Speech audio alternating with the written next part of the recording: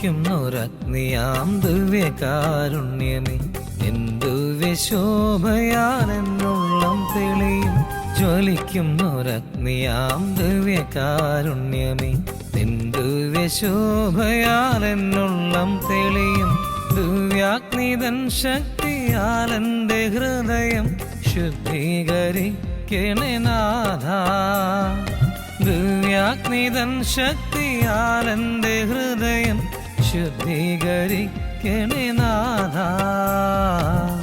ദിവ്യകാരുണ്യനാഥ, ജ്വലിക്കുന്നൊരഗ്നിയാം ദിവ്യകാരുണ്യമേ, നിൻ ദിവ്യശോഭയാലെന്നുള്ളം തെളിയും.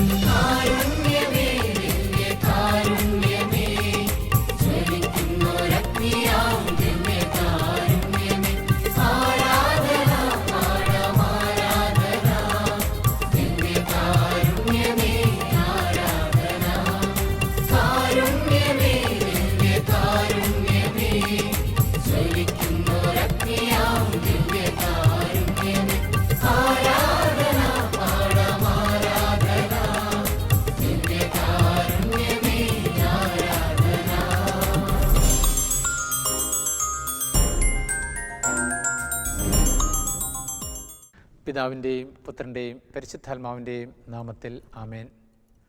ദിവ്യകാരുണ്യ ഈശോയിൽ ഏറ്റവും സ്നേഹമുള്ളവരെ, ഇന്നേ ദിവസം നമ്മൾ ചിന്തിക്കുന്ന വിഷയം വചനം വിതയ്ക്കുന്ന ദിവ്യകാരുണ്യ ഈശോ.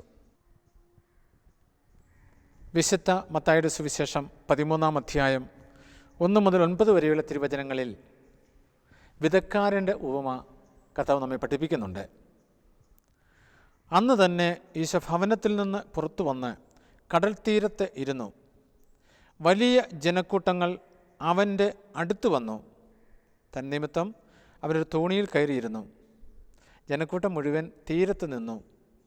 അപ്പോൾ അവൻ വളരെ കാര്യങ്ങൾ ഉപമകൾ വഴി അവരോട് പറഞ്ഞു. എന്തുകൊണ്ടാണ് ഈശോ ഉപമകൾ വഴി പറയുക? ഈശോ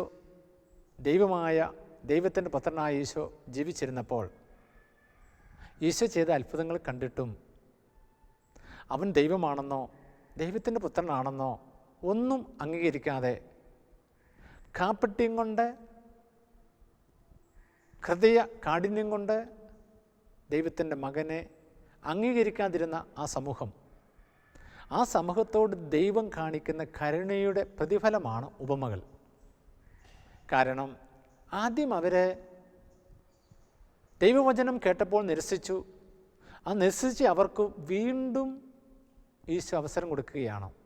ഒരു കാലത്ത് അവർ ഈ ഉപമകളിലൂടെ പറയുന്ന കാര്യങ്ങൾ ധ്യാനിച്ച് ആ ധ്യാനാത്മകമായ ചിന്തകളിലൂടെ പുതിയ വ്യക്തികളായി മാറിക്കൊള്ളും. തന്നെ ഉപേക്ഷിച്ചവരോടോ, തന്നെ നിഷേധിച്ചവരോടോ, തന്നെ സ്വീകരിക്കാത്തവരോടോ ഈശോയ്ക്ക് യാതൊരു പിണക്കവുമില്ല. അപ്പോൾ തുടർന്നുള്ള കാലഘട്ടങ്ങളിൽ എന്നെങ്കിലും താൻ പറഞ്ഞ ഉപമകൾ വായിച്ച് ധ്യാനിച്ച് തങ്ങളുടെ ജീവിതത്തിൽ മാനസാന്തരം വരുത്തി ദൈവത്തിൻ്റെ പുത്രൻ വാഗ്ദാനം ചെയ്യുന്ന സ്വർഗരാജ്യം ആ മക്കൾ സ്വന്തമാക്കിക്കൊള്ളും എന്ന വിശ്വാസം കൊണ്ടാണ് നഷ്ടധൈര്യനാകാതെ, ഉപേക്ഷിക്കാതെ ആ മക്കളോട് ദൈവത്തിൻ്റെ പുത്രൻ കരുണ കാണിച്ച് ഉപമകളിലൂടെ സംസാരിക്കുക. ഉപമ കാരുണ്യത്തിനൊരു വശമാണ്. എന്തെങ്കിലും ഒരു മാനസാന്തരം അവർക്കുണ്ടാകും പിന്നീട് ചിന്തിക്കുമ്പോൾ. ജനക്കൂട്ടം മുഴുവൻ തീരത്ത് നിന്നു. അപ്പോൾ അവൻ വളരെ കാര്യങ്ങൾ ഉപമകൾ വഴി അവരോട് പറഞ്ഞു. വിതക്കാരൻ വിതയ്ക്കുവാൻ പുറപ്പെട്ടു. അവൻ വിതച്ചപ്പോൾ വിത്തുകളിൽ കുറെ വഴിയരികിൽ വീണു. പക്ഷികൾ വന്ന് അത് തിന്നു. ചിലത് മണ്ണ് അധികമില്ലാത്ത പാറമേൽ വീണു. മണ്ണിന് ആഴമില്ലാതിരുന്നതിനാൽ അത് പെട്ടെന്ന് മുളച്ചു പൊങ്ങി. സൂര്യൻ ഉദിച്ചപ്പോൾ അത് വെയിലേറ്റ് വാടുകയും വേരില്ലാതിരുന്നതിനാൽ കരിഞ്ഞു പോവുകയും ചെയ്തു. വേറെ ചിലത് മുൾച്ചെടികൾക്കിടയിൽ വീണു. മുൾച്ചെടികൾ വളർന്ന് അതിനെ ഞെരുക്കിക്കളഞ്ഞു. മറ്റു ചിലത് നല്ല നിലത്ത് വീണു. അത് 100 മേനിയും 60 മേനിയും 30 മേനിയും വിളവ് നൽകി. തുടർന്ന് അവൻ പറയുന്നു, ചെവിയുള്ളവൻ കേൾക്കട്ടെ. ഈ വിധക്കാരൻ ഈശോ തന്നെയാണ്. എന്തുകൊണ്ട് ദൈവപുത്രനായ ഈശോ മിശിഹ അറിയാമായിരുന്നിട്ടും ഫലം പുറപ്പെടുവിക്കാത്ത 3 സ്ഥലത്ത് കൊണ്ടുപോയി വിതച്ചു. വഴിയരികിൽ വിതച്ചാൽ സ്വാഭാവികമായിട്ടും അത് ഇല്ലാതാകും, ചവിട്ടി മെതിക്കപ്പെടും, അല്ലെങ്കിൽ കാക്കകൾ ഒന്ന് കുത്തിക്കൊണ്ടു പോകും എന്നറിയാവുന്ന ഈശോ വഴിയരികിൽ വിതയ്ക്കുന്നു. അവിടത്തേക്ക് അറിയാൻ മേലാഞ്ഞിട്ടല്ല, പാറമേൽ അല്ലെങ്കിൽ മണ്ണധികമില്ലാത്ത സ്ഥലത്ത് വിതച്ചാൽ അവയൊരിക്കലും ഫലം ചൂടുകയില്ലെന്ന് അവിടത്തേക്ക് അറിയാം. എങ്കിലും അവിടുന്ന് ഈ പാറപ്പുറത്തും മണ്ണധികമില്ലാത്ത സ്ഥലത്തും വിതയ്ക്കുന്നു ദൈവത്തിൻ്റെ വചനം. തുടർന്ന് അവിടുന്ന് വിതച്ച വചനം മുൾച്ചെടികൾക്കിടയിലായതും നമുക്കറിയാം ഫലം ചെയ്യത്തില്ല. മുൾച്ചെടികൾ വളർന്ന് അതിനെ കീഴടക്കും, അതിന് ഫലം പുറപ്പെടുവിക്കാനാവില്ല. എന്തുകൊണ്ട് ഫലം നൽകാത്ത ഈ 3 സ്ഥലത്ത് ഈശോ തൻ്റെ ദൈവവചനമാകുന്ന വിത്ത് വിതച്ചു? ഉത്തരം ഒന്നേയുള്ളൂ, ദൈവം ആരെയും ഉപേക്ഷിക്കുന്നില്ല, എല്ലാവരെയും തേടി വരുന്നവനാണ്. നമ്മളൊരുപക്ഷെ ചിന്തിക്കും, ദൈവികാരുണ്യത്തിൻ്റെ ശക്തി അറിയാവുന്ന മക്കൾ പോലും അവസരത്തിനൊത്തുയരുന്നില്ല, പലപ്പോഴും ദൈവികാരുണ്യത്തിലേക്ക് വരാൻ സമയമില്ല, ജീവിതത്തിൽ തിരക്കോട് തിരക്ക്. അങ്ങനെയുള്ളവരെയും അവൻ ഉപേക്ഷിക്കുന്നില്ല. ഒരിക്കൽ നന്മ പുറപ്പെടുവിക്കുമെന്നും ഒരിക്കൽ മാനസാന്തരത്തിലേക്ക് വരുമെന്നും അവർ വ്യത്യാസപ്പെട്ട് തൻ്റെ സ്വർഗരാജ്യം അവകാശമാക്കുമെന്നുമുള്ള പ്രത്യാശയോടെയാണ് ഈ ദൈവത്തിൻ്റെ പുത്രൻ വചനം വിതയ്ക്കുക. ഒപ്പം വചനപ്രഘോഷകർക്കും അവനൊരു താക്കീത് നൽകുകയാണ്.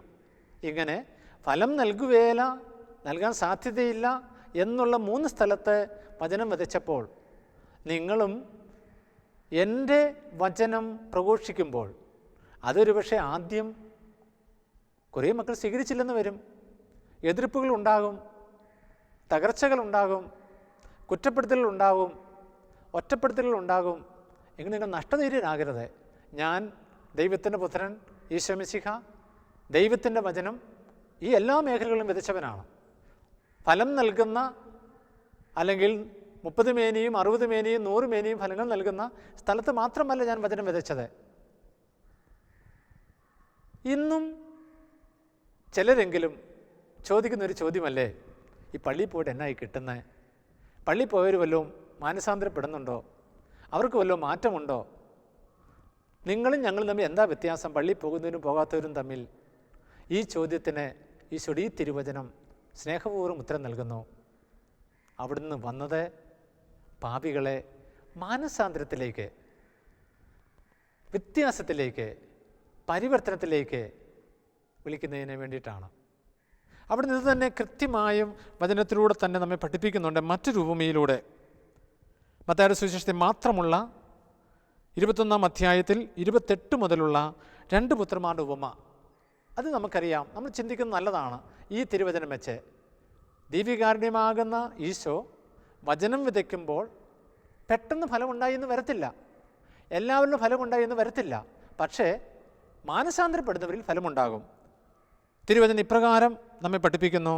അവിടുന്ന് ചോദിക്കുന്നു, നിങ്ങൾക്ക് എന്ത് തോന്നുന്നു? ഒരു മനുഷ്യന് 2 പുത്രന്മാരുണ്ടായിരുന്നു. അവൻ ഒന്നാമൻ്റെ അടുത്ത് എന്ന് പറഞ്ഞു, മകനെ പോയി ഇന്ന് മുന്തിരിത്തോട്ടത്തിൽ ജോലി ചെയ്യുക. ഞാൻ പോകാം എന്നവൻ പറഞ്ഞു, എങ്കിലും പോയില്ല. അവൻ രണ്ടാമൻ്റെ അടുത്ത് എന്ന് ഇങ്ങനെ തന്നെ പറഞ്ഞു. അവനാകട്ടെ എനിക്ക് മനസ്സില്ല എന്ന് പറഞ്ഞു. എങ്കിലും പിന്നീട് പശ്ചാത്തപിച്ച് അവൻ പോയി. ഈ 2 പേരിൽ ആരാണ് പിതാവിൻ്റെ ഇഷ്ടം നിറവേറ്റിയത്? ആദ്യത്തിനോട് പറഞ്ഞു, പോകാൻ പറഞ്ഞു, പോകാമെന്ന് പറഞ്ഞു, പക്ഷെ പോയില്ല. രണ്ടാമത്തവൻ മനസ്സില്ല എന്ന് പറഞ്ഞു, പക്ഷേ അവൻ പിന്നീട് മാനസാന്തരപ്പെട്ട് അവൻ പോയി. ഈശോ ചോദിച്ച് 2 പേരിൽ ആരാണ് പിതാവിൻ്റെ ഇഷ്ടം നിറവേറ്റിയത്? അവർ പറഞ്ഞു, രണ്ടാമൻ. ഈശോ പറഞ്ഞു, സത്യമായി ഞാൻ നിങ്ങളോട് പറയുന്നു, ചുങ്കക്കാരും വേശ്യകളുമായിരിക്കും നിങ്ങൾക്ക് മുമ്പേ സ്വർഗരാജ്യത്തിൽ പ്രവേശിക്കുക. എന്നെ ഒത്തിരി വ്യക്തിപരമായിട്ട് സ്വാധീനിച്ച ഒരു തിരുവചനമാണ്. വചനപ്രഘോഷണ അവസരത്തിലും ധ്യാന അവസരത്തിലുമൊക്കെ പാപികളുടെ മാനസാന്തരത്തിനായിട്ടും പാപികളെ ദൈവത്തിലേക്ക് അടുപ്പിക്കുന്നതിനായിട്ടും ഞാൻ ഉദ്ധരിക്കുന്ന വലിയ ഒരു തിരുവചനമാണിത്. എൻ്റെ ജീവിതത്തെ ഒത്തിരി സ്വാധീനിച്ച തിരുവചനം. മത്തായിയുടെ സുവിശേഷം 21-ാം അധ്യായം 31-ാം തിരുവചനം. വചനം പറയുന്നു, സത്യം സത്യമായി ഞാൻ നിങ്ങളോട് പറയുന്നു, ചുങ്കക്കാരും വേശ്യകളുമായിരിക്കും നിങ്ങൾക്ക് മുമ്പേ സ്വർഗരാജ്യത്തിൽ പ്രവേശിക്കുക. എന്തെന്നാൽ യോഹന്നാൻ നീതിയുടെ മാർഗത്തിലൂടെ നിങ്ങളെ സമീപിച്ചു, നിങ്ങൾ അവനിൽ വിശ്വസിച്ചില്ല.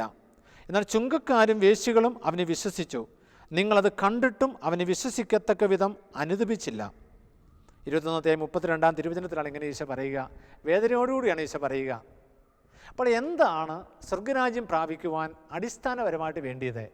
അത് മാനസാന്തരമാണ്, പുതിയ ജീവിതമാണ്. എൻ്റെ വ്യക്തിപരമായ ജീവിതത്തിൽ അനുഭവം വെച്ച് പറയുമ്പോൾ മാനസാന്തരം യഥാർത്ഥത്തിൽ സംഭവിക്കുക ദിവ്യകാരുണ്യ നാഥൻ്റെ അടുക്കൽ വന്ന് തങ്ങളെ തന്നെ സമർപ്പിക്കുന്നവരിലാണ്. ഞാനൊരു ഉദാഹരണം നിങ്ങളുമായിട്ട് പങ്കുവയ്ക്കാം.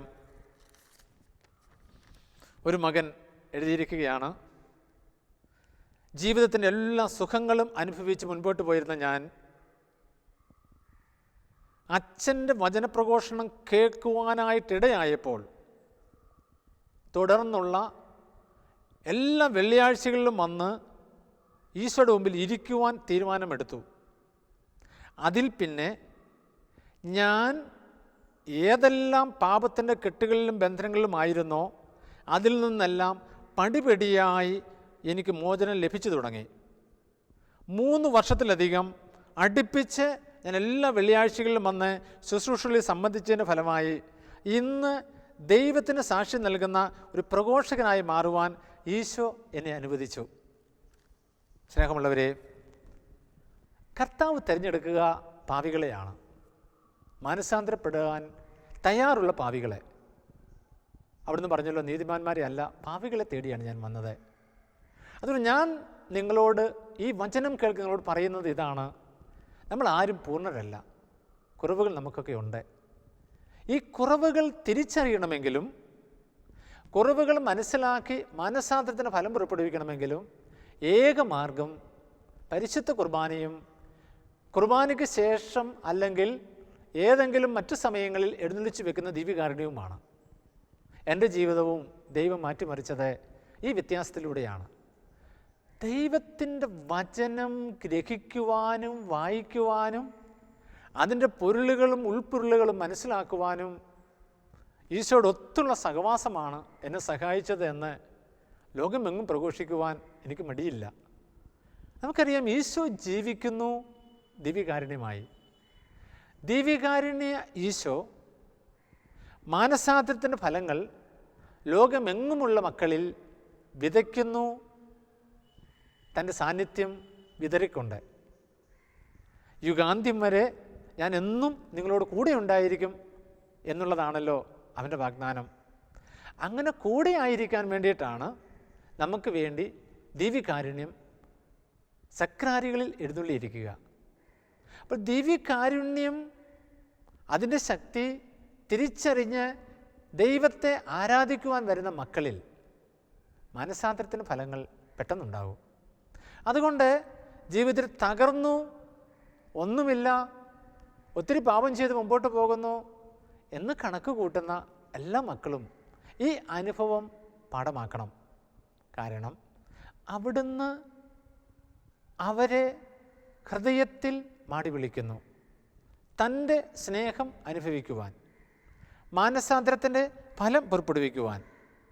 നമ്മളൊന്ന് ചിന്തിച്ച് നോക്കിയേ, എന്താണ് നമുക്കുള്ളത് അവിടുന്ന് തന്നതല്ലാതെ, ദാനമായിട്ട് തന്നതല്ലാതെ ഒന്നും നമുക്കില്ല മക്കളെ.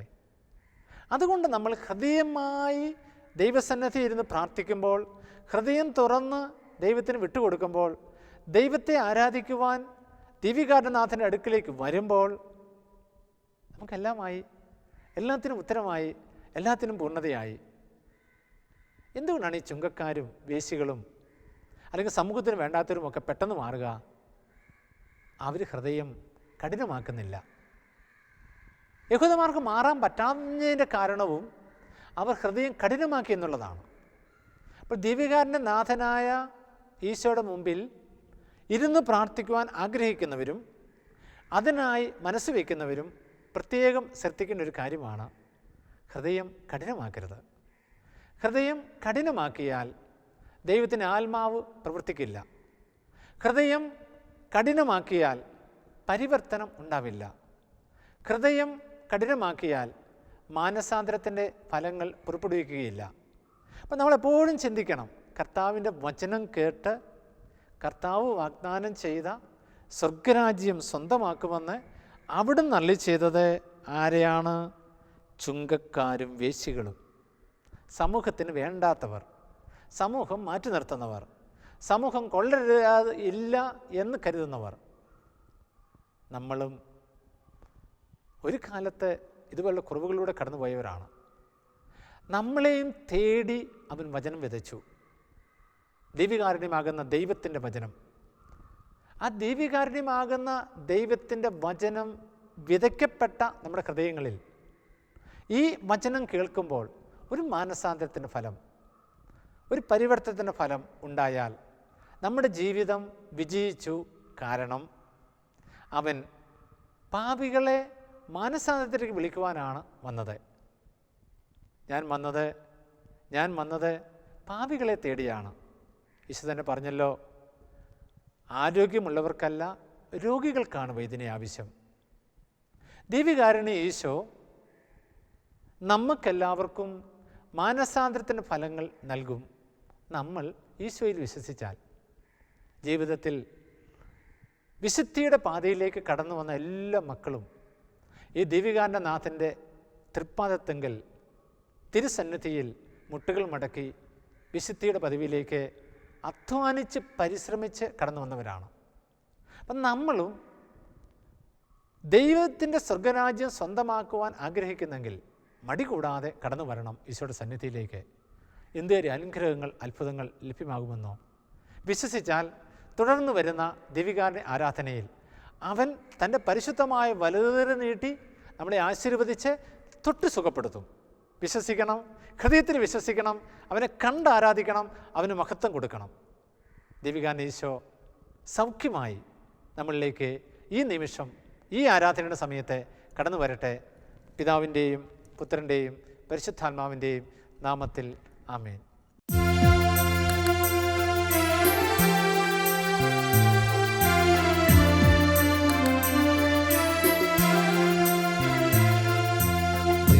കുഞ്ഞാളേ ആത്മനാഥനെ അങ്ങേ ഞങ്ങൾ ആരാധിക്കുന്നു.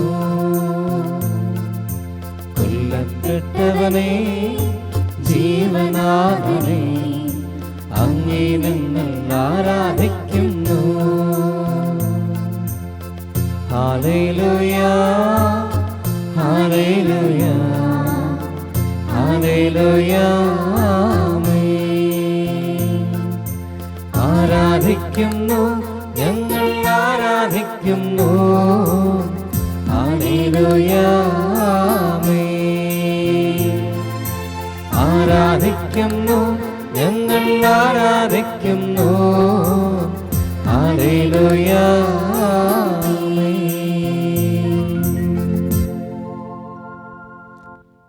ഞങ്ങൾക്കായി ദൈവവചനമാകുന്ന വിത്ത് വിധിക്കുന്ന ദൈവികാരുണ്യ ഈശോയെ, ലോകമെങ്ങുമുള്ള മക്കളോട് ചേർന്ന് ഒന്നുചേർന്ന് ഞങ്ങളങ്ങേ ആരാധിക്കുന്നു, സ്തുതിക്കുന്നു, നന്ദി പറയുന്നു.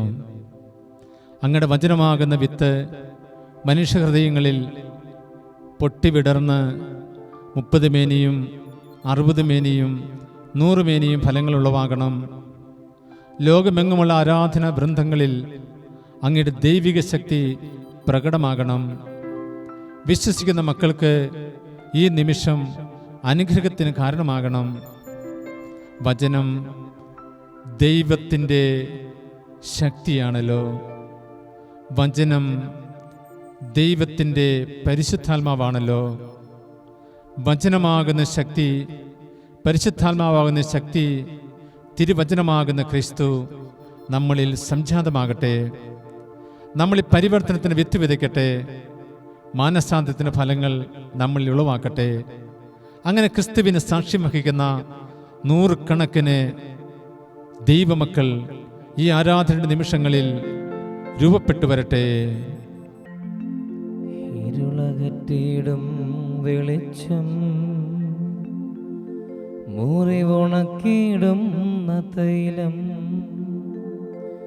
സുവിശേഷമാകും ദാനം, ലോകത്തിനേകുവാൻ പോകാം. ആ ആ ആ തിരുവചനത്തിൻ്റെ സന്ദേശവാഹകരായി നൂറുകണക്കിന് മക്കളെ ഈ ആരാധനാ ശുശ്രൂഷയിലൂടെ ദൈവം ഉയർത്തട്ടെ, വളർത്തട്ടെ, വിശുദ്ധീകരിക്കട്ടെ, ദൗത്യങ്ങൾ ഏൽപ്പിക്കട്ടെ. അങ്ങനെ ലോകത്തിൻ്റെ പ്രകാശമായി ക്രിസ്തുവിന് വേണ്ടി വചനം വിളമ്പുന്ന, വചനം പങ്കുവയ്ക്കുന്ന, വചനത്തിന് സാക്ഷികളാകുന്ന നൂറുകണക്കിന് വിശുദ്ധാത്മാക്കൾ ഈ ആരാധനയുടെ ആശീർവാദത്തിലൂടെ രൂപപ്പെട്ടു വരട്ടെ.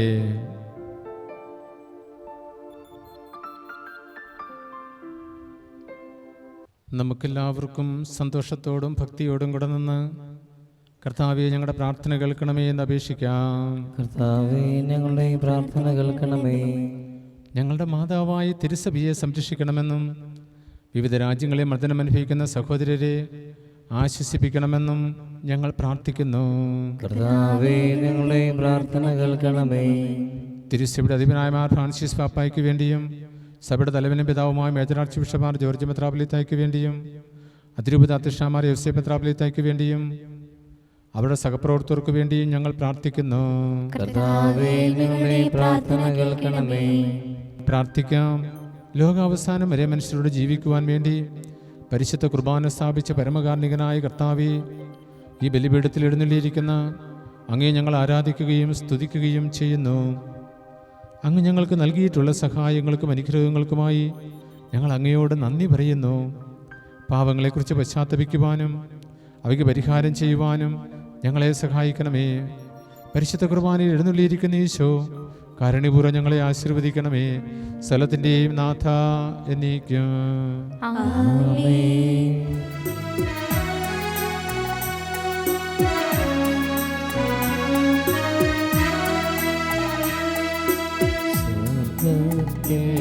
നിന്നാഗതമാ ജീവൻ നൽകുമൊരപ്പം നീ, മത്തിനു മുക്തി പകർന്നരുളും നിത്യമഹോന്നതമാം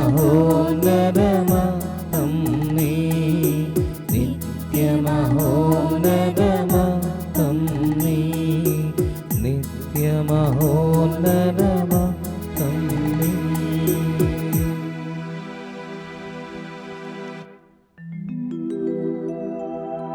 പരിശുദ്ധ ശരീരത്താലും വിലയേറിയ രക്തത്താലും പാപത്തിൻ കറകളിൽ നിന്നും മർത്യനു നീ മോചനമേകി.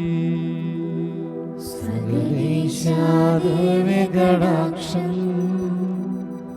തൂഗണമേ വത്സലസുതരിൽ, നിർമ്മലരായി ജീവിച്ചിടുവാൻ ചിന്തണമേ ദിവ്യവരങ്ങൾ.